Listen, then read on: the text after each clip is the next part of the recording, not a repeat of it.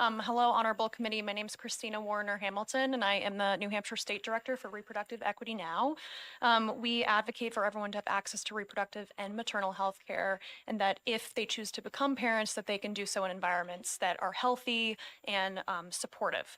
So I'm here to testify also in opposition to HB 1250.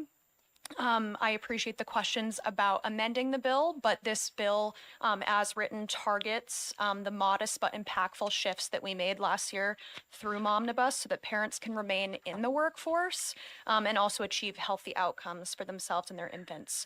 So this looks to target RSA Chapter 275, Section 37F, if you're looking for it in the statute. And it's, again, as my colleague mentioned, making sure that folks are afraid to take this leave.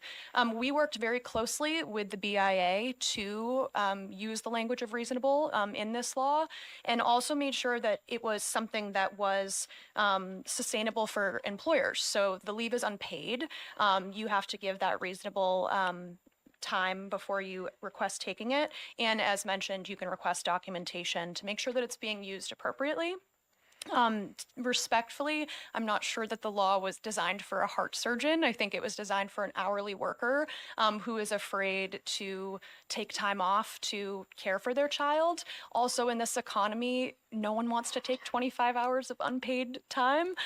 So it's something that you're doing in hopes that you can get back into the workforce when hopefully that emergency is done.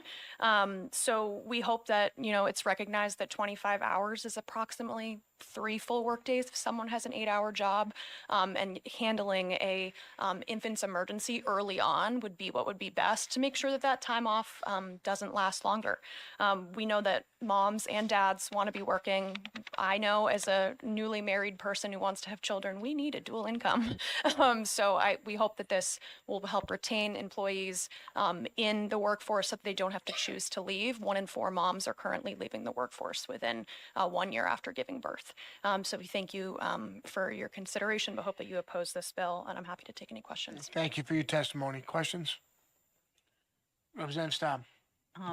In the section where it says that the employer may ask for documentation, the sponsor wants to include the employee shall then provide. I know that the physicians, pediatricians in particular, are in the habit of providing that kind of documentation to schools. Do you object to that addition to the bill? In this moment, I do not, but I still hold the position that this bill entirely is unnecessary. All right, thank you.